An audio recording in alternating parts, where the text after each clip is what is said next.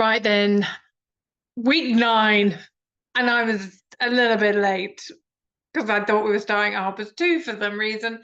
And that's what happens when you wake up and then end up falling back to sleep after the day before back-to-back meetings. Mentally exhausted, but that's okay because that's life, right? So week 9, engaging and navigating with the media.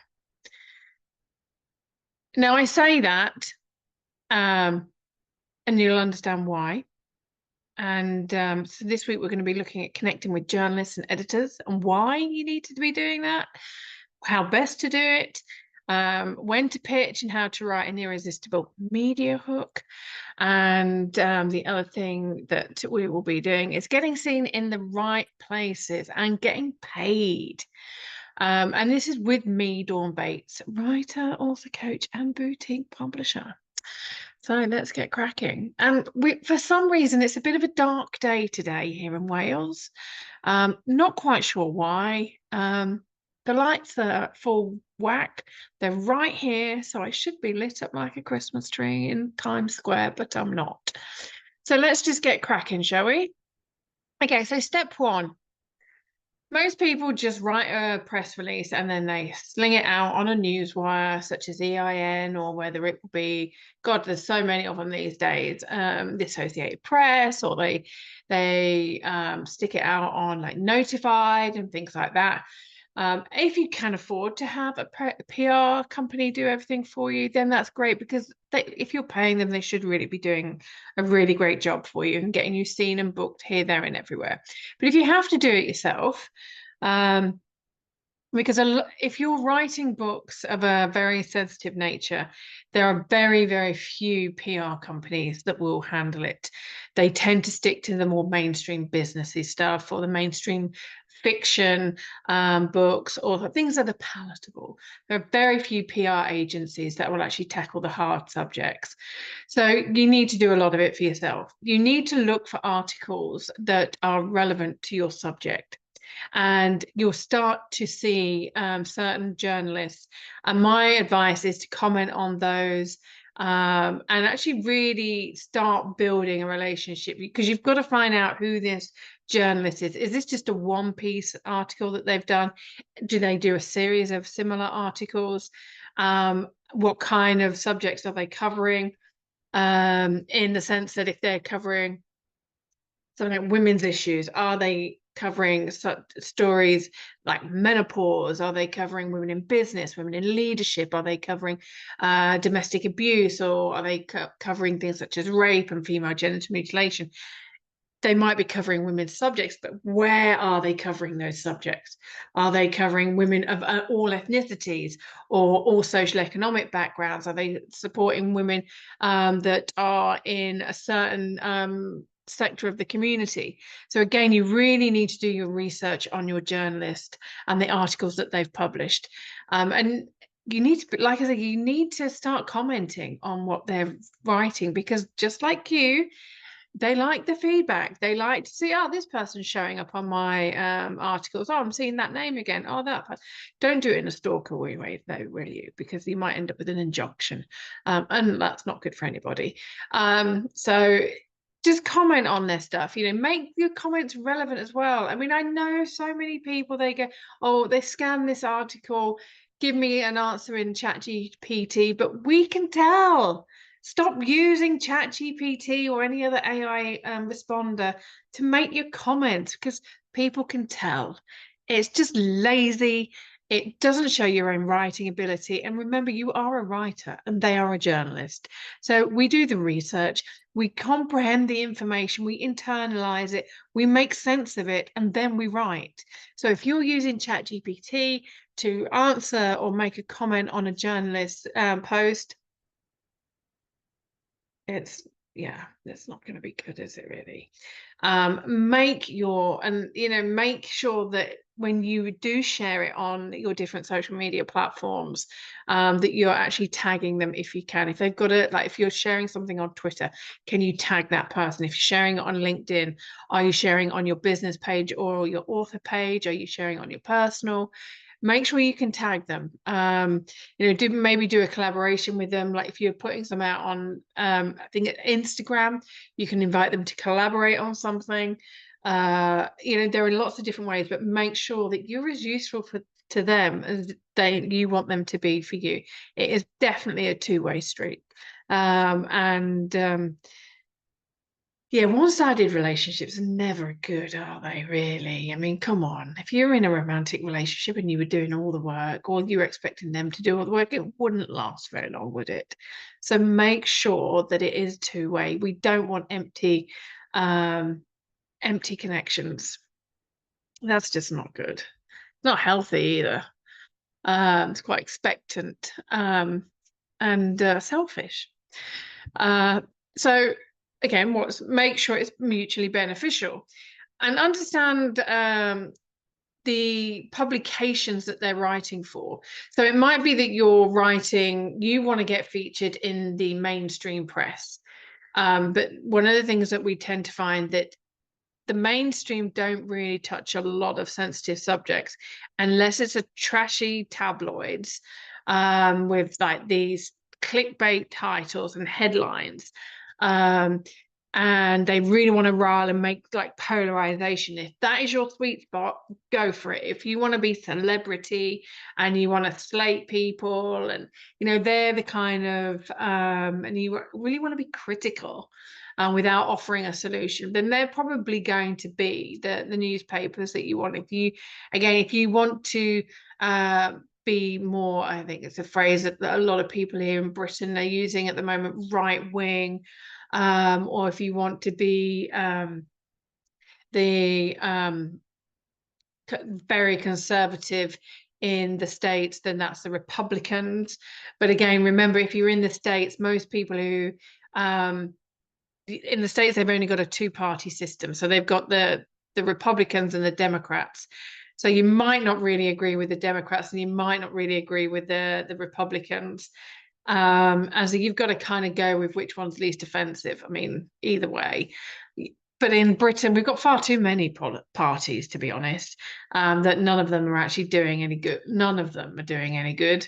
I was told I should go into politics, but there's not a party worthy of my name. So,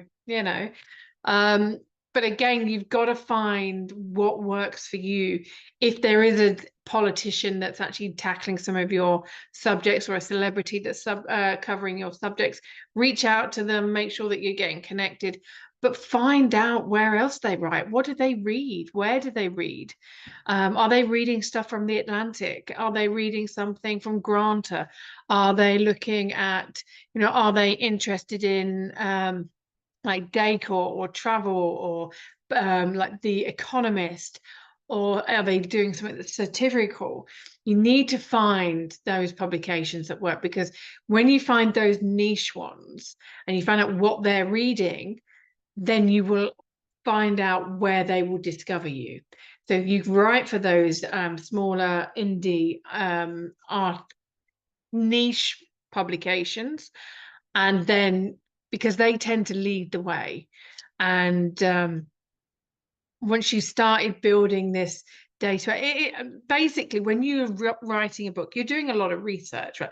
You're researching your characters, you're researching your data, you're researching the statistics, you're finding out about, so you need to apply the same research techniques to finding your journalists. Might sound like a lot of work, but trust me, it's absolutely valuable. Before I left Britain, I was a regular on the BBC. Now, some people are like, Dawn was on the BBC. It's like, yeah, because I made sure that I was relevant, and I made sure that I spoke BBC. And it was before I had all these books to my name, but I'd nurtured the relationships. I'd called up on phone-ins, I'd given a different opinion, I'd written in, and I'd volunteered, or I'd met people at networking events. I had gone along to community events, and I met the journalists where they were. And this is the thing, you need to actually start networking in the places where these people are. You need to be sending them news articles, using the hashtags. I think I mentioned it about 3 or 4 weeks ago. If you use the hashtags Harrow, help a reporter out, or journo request, there's some really good hashtags, and they actually, lots of journalists use those. Do a newswire. It's very good to do your press releases, sending them through a newswire, but know that if you send out your press release, send it out about 8 o'clock in the morning on your time zone, because that's going to be where the most proactive journalists, they're going to be in that newsroom. They're going to be checking everything around about 8 o'clock in the morning for everybody else. Remember, the journalists, they're hungry for a story. So you've got to be hungry to feed. You've got to be able to feed that hunger. You've got to be able to make sure that you are giving them what their audience needs, because this is a three-way relationship. It's you, the journalist, and their audience. It's not about you. Don't make it about you, because if you start making it about you and it becomes very egocentric, you're gonna turn them off, really. Again, unless it's about like a lot more of the trashy papers. And I say that because, you know, you have to be honest. You have to say what you mean, and I will come on to that shortly. And remember that when you're pitching, that's different to actually just sending them the press release. So just send them a pitch saying, I've got this story. Don't talk about the book, talk about the story. You've got this story that you'd love to send them. Is that okay?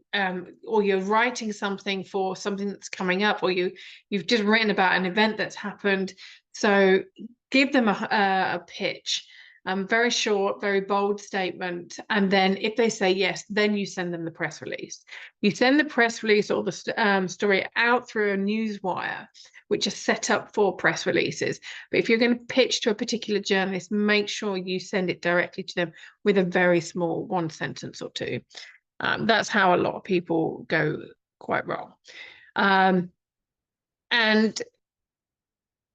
when we're looking at how you're doing it, again, you've got to be offering something that not everybody is offering. So people that know me, they know I talk about people that are lemmings that jump off a cliff. They'll just follow people.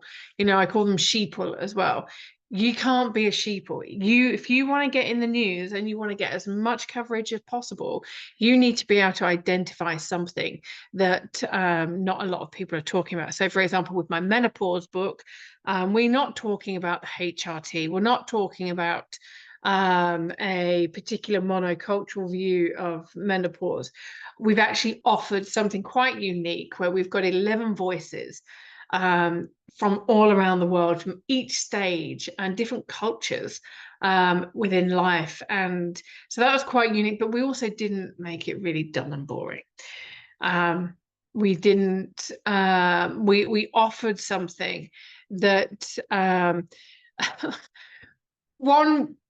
we've had some very different reviews on this, but lots of our readers are they loved it because it was fun, it was diverse, it made them think, it gave them the science, it also gave them different like energetics and food and trauma and healing, all of those kind of things.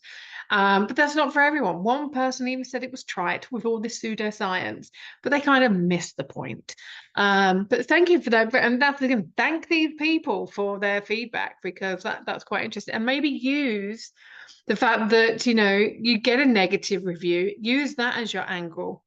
And, you know, this is how people are missing the point. For example, I've just been in a networking meeting this morning.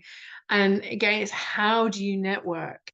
Are you stories led? Are you ego led? Or are you values? Are you looking for people just to bow down and kiss your feet? I'll go, oh my God, you're so amazing. But you've actually got nothing to give. Make sure that your values are aligned. You know, if the reporter is covering this kind of story, it might be that they're just going through that part as a part of training. But if you're seeing the way in which they write, you can tell whether this is actually just a job or whether it is actually a cause for them. If they're going out into some if all of their articles, their history, because you can find this out. because you can find out where they've worked. If they've been in this newspaper or this magazine and they've been covering this subject, but they're also in a previous magazine covering the same subject, this is going to show you that this is where their values are. This is where their purpose is.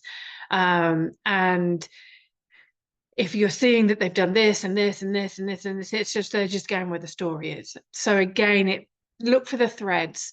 Maybe offer, like, I noticed you wrote about this, and I noticed that you've wrote about this. What was it that, ask them, speak to them. They're human beings. They are writers just like we are. They're looking for work. They're looking to get their story out there and get their story seen and shared. And if you're offering them a different perspective of their story, or you can actually copy a part of their, use a paragraph. If you can use a paragraph of their book, of their article, then what you can actually do is say, well, I noticed that there's this part of your article that addressed this, and this is what we're covering or what we were discussing. I'd love to discuss it more with you. Again, you're starting a conversation. You're giving them a unique cue, because a lot of people would just be bombarding and please share this, please share this, please share this. Do you realize how many people will be getting their email addresses or their Twitter handle and just sending them press releases or sending them stories? You've got to make yourself stand out. It's like getting a job. It's about making sure that you are getting everything out there that needs to be out there. And again, if you are somebody that blows around in the wind, you don't stand for anything. Like there's that phrase, if you don't stand for something, you stand for nothing. What are you standing for? How are you putting that across in your pitch, but in your conversations and in your comments? Because if you are somebody that really stands firmly in your cause, and you are not somebody that's just going to jump on the bandwagon and hop from narrative to narrative to narrative, it doesn't show credibility. It doesn't show conviction. And if you are going to be called upon as an expert or the go-to person that they want to interview or recommend or write a story on, then you really do need to know what you stand for, and that's what's going to give you these unique lived experiences. And I'm going to come on to these in a little bit, but again, don't apologize for who you are. Don't apologize for what it is that you've been through. Don't apologize for anything. You are you, and your experience matters. Like I say to my boys in every single one of my books that I've published, and to them, what you think, feel, and have experienced is valid. Use it. This is your power. So never apologize, and always make sure you stand for something. Don't be a leaf blowing around in the wind. Again, and one of the things that we need to address is that the timing of everything. So, for example, there was a book that I was working on, and the timing, if you say you're going to have a book published by a certain date, and you've told the journos and the editors that, and you've got the big launch coming, make sure that you have that. Don't go adding stuff at the end of it and then expecting everything to run to time, because it's not going to. For example, if we've just had the elections in the States, if you were going to write a book, you would want to make sure that it's done before then. Or you launch it afterwards, because if there are big, huge events going on in the world, you're just going to get swallowed up. You're not going to get seen. You've got to make sure that certain events that are happening, pay attention. Look at the UN website and look for international days. That will give you a timeline of current events or anniversaries that are happening. If you're seeing that there's laws that are being changed, how does that relate to what you're talking about? Is it something that you can go, well, actually, I'll write an opinion piece on that, and maybe send it to one of the art journalists and say, oh, I was wondering if I can have some feedback on this. I mean, some journalists will do that, some editors will do that. if you're sending them to the editors, remember that they're busy. They've probably got about 20, 30, 50, 100 reporters sending stuff to them, plus lots of people pitching for a job. So you've got to make it relevant. You've got to look at your headlines as well. And for example, when I wrote the book, Wallahi, gosh, I'm having a real foggy brain day again today. When I wrote Wallahi, I became known as the voice for the Egyptian people outside of Egypt. A bit of an accolade, bit of a mantle to wear. But it's because I had lived experience. It's because I was married to an Arab. I spoke Arabic. I understood the religion, and didn't go with the narrative that only Muhammad Morsi was a bad man. No, he wasn't. And I tackled that. And I actually, one of the press releases that I sent out was what the media are calling terrorism. In Britain, we call it charity, because what Muhammad Morsi was doing was actually feeding, clothing, and putting books into schools, restoring electricity, restoring the water. And, Mubarak had let things go he hadn't invested in the infrastructure of the country for over 30 years. Mohammed Morsi did more for the country within a year than Mubarak had done for 30 years. And when I came out with those kind of statements, that got me noticed. I was on BBC World Service. I was on, like BBC Sheffield, where I used to live, as well as BBC 5 Live. And again, because I was on those news channels, it got picked up by something else. It got picked up by another story. Got picked up by different news magazines. When I did the book Crossing the Line, I managed to sell my story into a magazine, and it's because what I'd written was really timely, because people were talking about the Maddie McCann disappearance and the new Netflix documentary that came out. I knew my story was relevant, and there was something that I wrote in the book that we used as a headline, which I'll come on to again in a moment. But again, we've got to make it relevant. We've got to look at what's going on in the media, or if we're looking at something that's building, we've got to pay attention, because if we want to be ahead of the game, we want to make sure that we're the one that the reporters, journalists and editors go to for a story. We've got to show that we can see things unfolding before they've actually unfolded. We absolutely have to. And the message that I've written in my book, like, for example, they need to have a headline, a single, easy, repeatable sentence. And mine was, at least I didn't do a McCann. And what I mean by that is my story, the way in which things unfolded, was very different to the way that the McCanns had done what they had done. So, for example, when they arrived on their holiday destination, they booked the same table at the same time every night. They set a precedent. They showed a pattern. So if anyone wanted to steal Maddie McCann, they had that opportunity. They had that window. The staff in the hotel, they knew what times that the children would be medicated. Well, they didn't know they'd be medicated, what time they would be alone. I didn't do that. It was a very opportune time where I was like, I'm just going to go check the cost of a family ticket and the opening times. No one knew, and it all got blown out of proportion. So my single, easy, repeatable sentence was, at least I didn't do a McCann.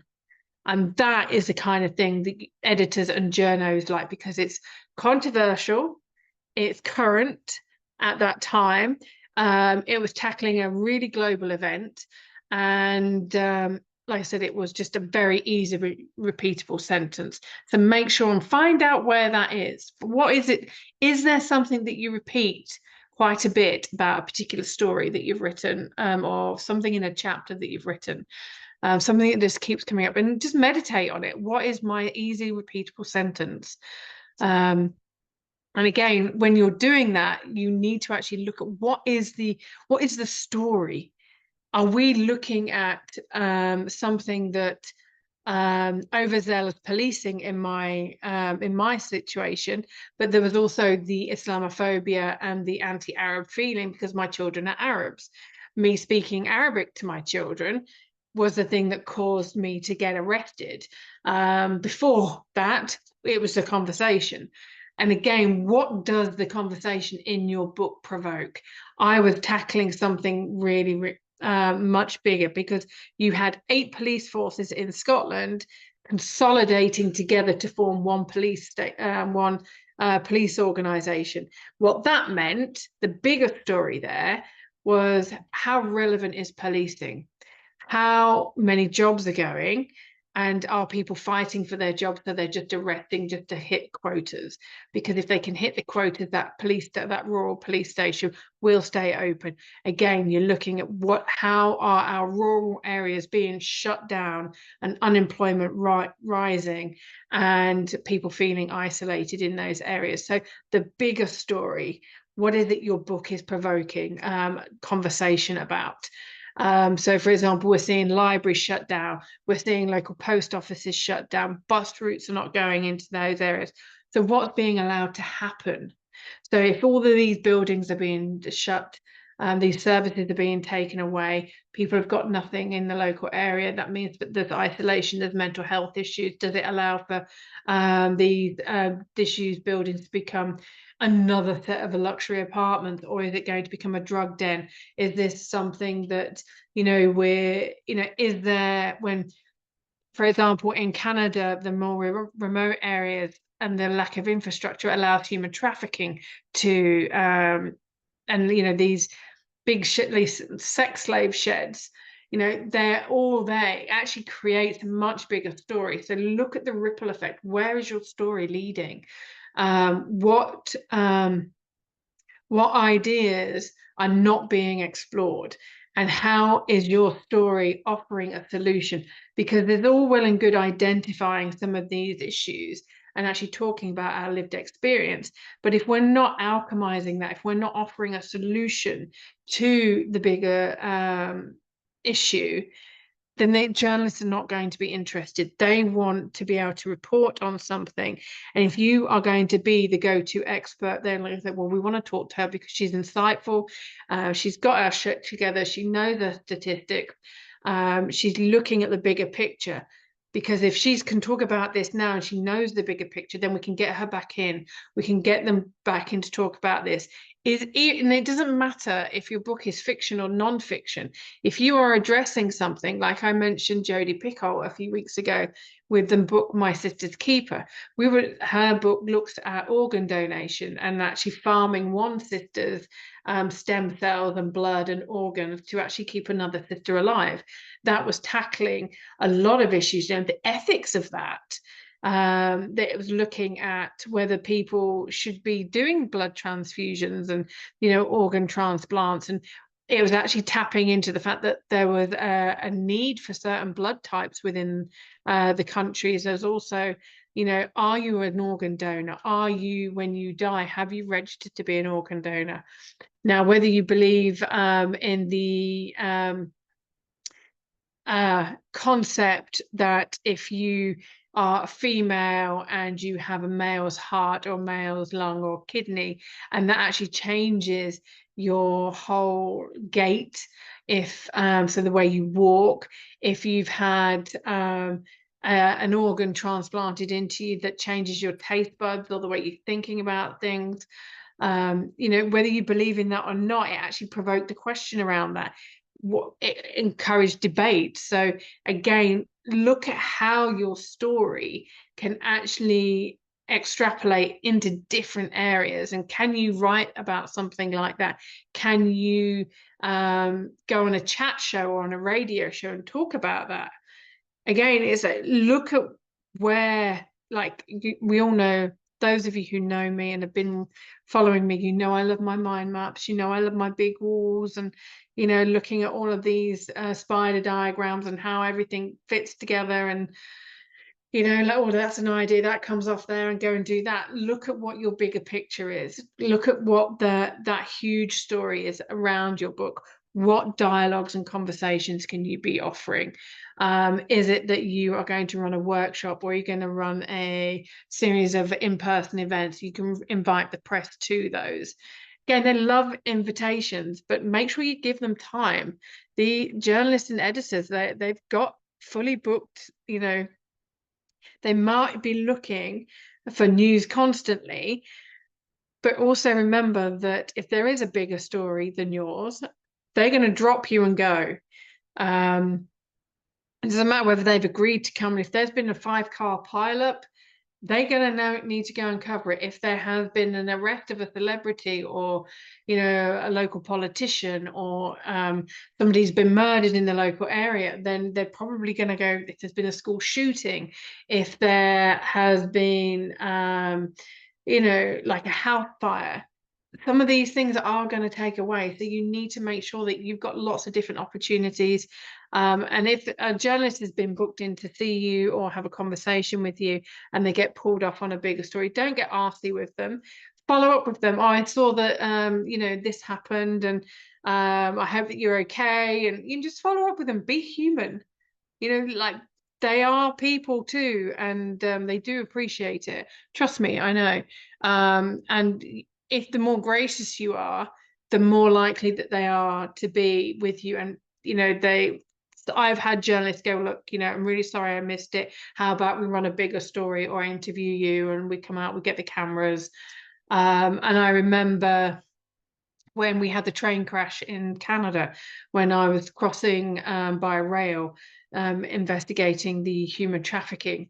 There was so our train crashed because activists had left something on the train lines, because they were protesting about the oil and gas refinery and pipelines that were running through Alberta. And I noticed that there was no press coverage in Vancouver when we got back there.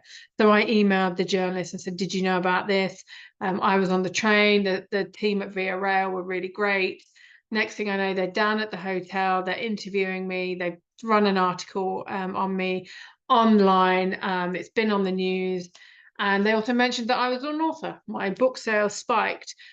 Which was great, but it was all about, for me, it wasn't about promoting the book. It was about promoting the great work that Via Rail did in taking care of all of the passengers, and how incredibly fast the emergency services worked, because they did a great job, and sometimes we overlook that. So again, give a cultural commentary, make sure that you are thinking, is there an element of people always complaining about the rail service? Are people always complaining about the NHS in Britain? Yes. Are people always complaining about this? Can you give an alternative viewpoint? Again, use that. Is there a particular doctor that's done, really great work for you? Is there a local business that maybe is offering something really different? You've had a really great experience. Can you take a picture of yourself with them, send it to the local journalist and say, you know what, this was absolutely brilliant service? Even like there's here in Cardiff Bay, for all of you who like fish and chips and have a dog, there is a local fish and chip shop here. Great service, great portions. I mean, my eldest son and I, we have to share a portion of fish and chips, but they give free sausages to your dog. Your dog gets a free sausage. How cool is that? Take a picture of Chewy with her sausage, send it to the local press, use it, put it on your Instagram. Again, just something quite cutesy. It's something quite different. It just takes people by surprise. But again, it's like, when we're living in a world where dogs are not being allowed to move into, or well, estate agents and landlords are not allowing tenants with dogs, but then you've got a local fish and chip shop giving away free sausages for dogs. Okay, look at the contrast in those two stories, and actually maybe write something around that. So again, look at what you can address with your story. And again, what this actually does is it positions you as somebody who is approachable. it shows different facets of yourself.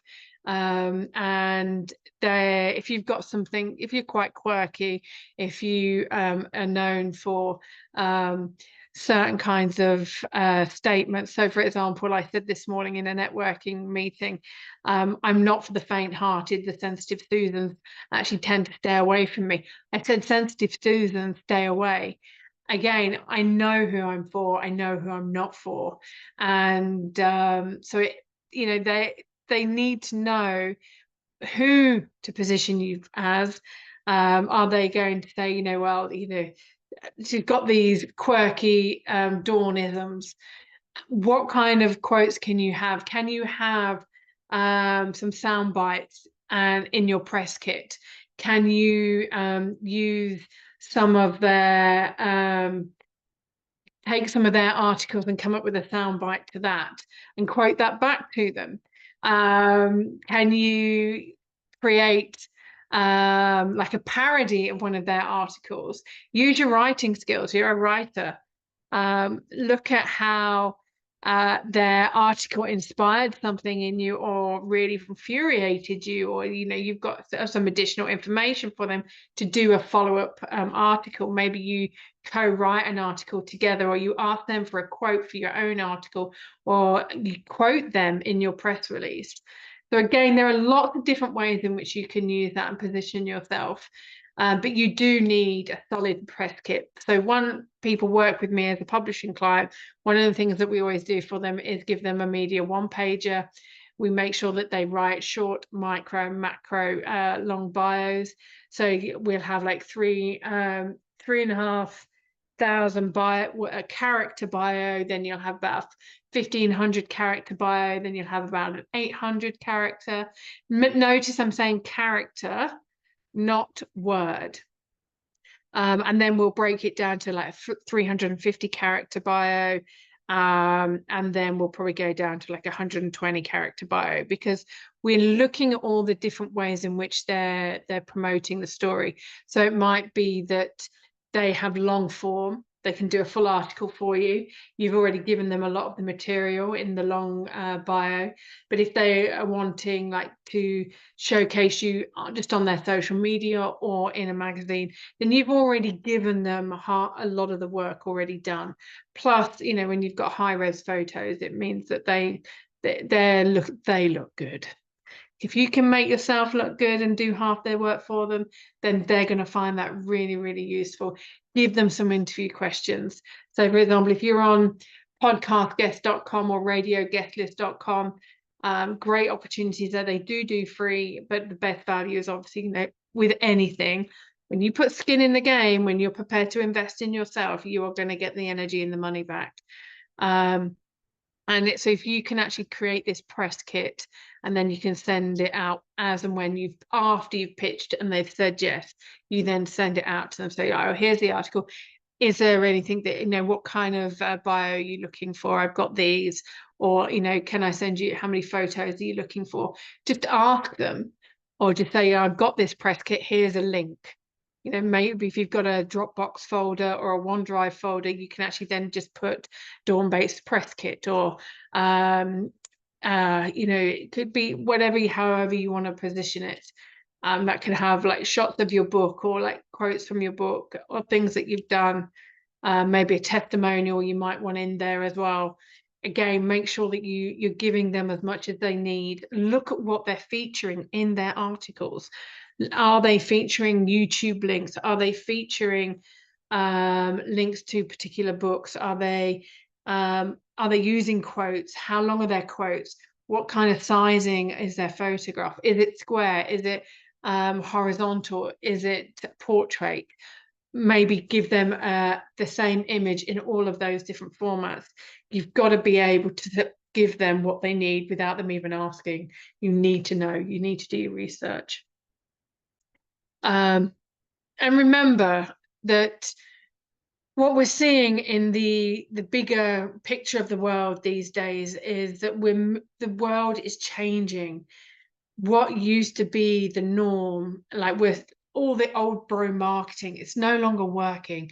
Again, this morning in the networking, you could so tell that people were in the old way of networking.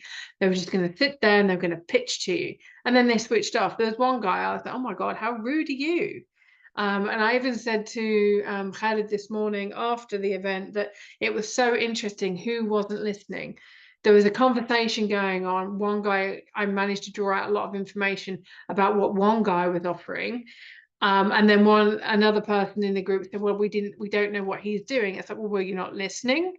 And again, it's like how we're networking together, how we're engaging with people. A lot of journalists now, we've seen so much fake news, but if you can back up your lived experience with the data, or you can offer photographs, remember, they want evidence, and you are the evidence. If you have got a great story, if you've got medical records, if you can, when you're doing your pitch, here's my story and I've got access to this information, blah, blah, blah, blah. Here's the evidence. I've got files, I've got contracts, I've got, text messages, I've got video footage or photos. This is what's going to make the story, because they already know the hard work has been done. Again, you are the experience, you are the evidence. Use it. People are more interested in lived experience these days. But again, with all of your additional evidence, like the files, etc., it makes it credible. They want credible evidence, because if you are not credible and you have not got the integrity to your word, then you're going to make them look bad. And then that makes the publication look bad. And they're never going to want to work with you again. So you've got to make sure that everything is concrete. You've got to make sure that you're not just coming across as confident, but you're instilling in them confidence. And that they're going to say, well, she delivers on time every time. So that works for them. So if they're inviting you or they're referring one of their colleagues to you that runs a TV show or a radio show, or they want someone to show up and they go, right, okay, well, we've got this slot. If you can show up at a moment's notice, the amount of times I've been asked, we're doing this radio slot, we've had a guest drop out, can you show up? Yes, I'll be there in 10 minutes. Yes, I'll be there in half an hour. If you can do that, you give them a lot of confidence and they trust you. And when you've got that, then you're going to be more reliable, and they're going to go, oh, we need to get Dawn back on, or we need to get Joanne back on, or we need to get Gary back on, or whoever it is. And again, it makes it a much more enjoyable process of dealing and working with you. You become not only a necessary voice because you have got your story, you have got your evidence, and that you've shown that you're paying attention to the work that they're doing, and you've done your research on them and their publication, but you've also shown that you can see the ripple effect of what it is that you put out there into the world and what's actually happening, what's coming. And when you're doing that, it means that your story won't just get seen by them and printed by them, but they will then make sure that they are optimizing your story, which means you'll get seen by a lot more people. A lot more people will share it, and you will get paid, because you can get paid for a lot of people these days are paying to play. They're paying to go into magazines. They're paying to go on the front cover. Now, having worked in newspapers myself, probably should have said this at the top end. I've written a lot of articles for a lot of international, national, and regional newspapers and business magazines, online and in print. When you write articles, you can get paid for them. And as I mentioned about my book, Crossing the Line, when I spoke about what had happened, I think I was featured in Chat magazine, which is a weekly magazine here in Britain. And what had happened with my boys being taken off me and me being arrested, because apparently I was, neglectful and abandoned my children when we were actually on a road trip, and I was training them up for the Duke of Edinburgh Award. And the car was filled with camping equipment. We weren't living in the car, which is what the police thought. We were actually on a wild camping trip. So again, this resonated with a lot of people because I was a single mum, recently divorced, didn't have a lot of money to take them off on these big, huge, expensive holidays. So we went wild camping. Like, okay, what are you doing in school? Let's see how many of those KPIs we can check. Let's get you ready for that school year. Let's get you ready for that outward bound trip. Let's go do some wild camping. Let's go visit some friends. Like, they were doing map reading. And so we shared this in a story and we got paid. And the thing is like, you can sell lots and lots of books, or you can use your story to go into a magazine, get paid for your story, which actually helps you then buy more books to actually then go and do an event. Or that money that you get paid for that article, you can then use to do some more marketing. Again, it's how are you going to share your story? How are you going to inspire others? Because the moment that that article went, we saw a spike in my book sales. And I think that's actually how I ended up being voted, crossing the line, got voted #3 in the parenting books and parental and women with ambition. So I was #3 on the Goodreads list for that book. Again, it's about how we get seen. And they only contacted me after they'd seen the article that had been in another newspaper after a press release that I'd sent out.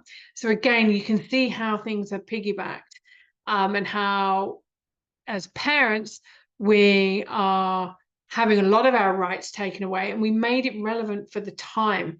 And we were looking at how there was a story about a young girl called Jessica, and I can't remember what her friend's name was, but it was the Sower murders in Britain. And these two girls were out playing on their bike. And again, it's like looking at, there are bad people in the world, but most people are genuinely good people. So if you're writing about people who are taking children, for example, that's what the police said, oh, you left your children alone. I was like, well, I didn't really, did I? Didn't do a McCann, did I? Again, look at how you're making things resonate with them and how you can really pull on a story, because like I say, it will help you get paid, and then how you show up. And it might also get you a speaking gig, which you can then charge, depending on your credibility and your media savvy and how powerful it is. You might get paid to run workshops, or you might get paid to speak at an event. Again, all of these fees that you can get paid. Actually, if you were to sell, how many books would you need to sell for a spit to get so some speaking engagements you might get paid £500 for, you might get paid 5,000 for. Some people get paid 10 grand, 20 grand to speak at events. If you're selling, if you're speaking at an event and the tickets are £200, are you splitting that with the venue and you're taking 100, but you've got 50 guests there? Again, how many books would you need to sell to get paid that? So do not just rely on book sales. Look at all the other income generation that you want to get. And that's something that when you work with somebody like myself as an author coach, not just a book coach or a writing coach, but as an author coach, someone who's got entrepreneurial background, these are the things that we help you with. You can do it alone, you can go on this journey alone, but you miss out on that third experience, that I was going to say third eye then. Don't know why I was going to say third eye. That third person perspective. You will get somebody else's experience, and we can actually show you and introduce you to our own networks. We can share all of this expertise with you. So if you would like to, that's step 7. That wraps things up today. And I am really grateful that you accepted my invitation to connect here, to discuss today's topic about connecting with the media, and getting your book known, getting you known. This was me in Colombia on the rooftop. What you can't see is the other side of those trees is the Caribbean Ocean, because I just love the Caribbean. Hang on, let me just find out. I need to minimize this one. And if you would like to have my expertise and for me to look at your strategy, I don't know what that is for. I'm just reject that one. Then do book a conversation with me. It's 45 minutes. It's for free. I'm giving this away so that I can actually help you, because I do believe that literature has the power to heal the world, whether it is fiction or non-fiction. And if I'm not the right person for you, then I can direct you to the right person. And I will make sure that we follow up and get you the information that you need. I have a lot of resources that will be made available to you. If you are looking for somebody to help you with your author coaching and to build your business and get published, then, we do have, there's the 7-week author course. We're getting ready to launch Nave Slater's book. And, there are lots of different ways in which we can help you. Like I said, there's a 7-week author course. We've got the Author Academy. I can do a manuscript assessment for you, a critical review. There is narrative coaching, and there's also the book anthologies. So do please book a call with me and see how I can help you. And I'd be absolutely delighted to. That is it for today. There's a lot of information in there. If there's anything particular that you would like me to send you, then do let me know. If you'd like more information, then do get booked in. And for those of you who are with me today, it's time for us to have our Q&A session. If you're watching on YouTube or on the replay and you've got any questions, do send them through the website, dawnbates.com/contact, or reply to the email if you've received the registration details for today, but have not yet been able to make it. Do send me an email and I'll get back to you as soon as I possibly can. Right then. So thank you very much. Have a fabulous rest of the week. And yeah, keep writing, keep believing in yourself, and know that your story matters. All right then. Ciao for now.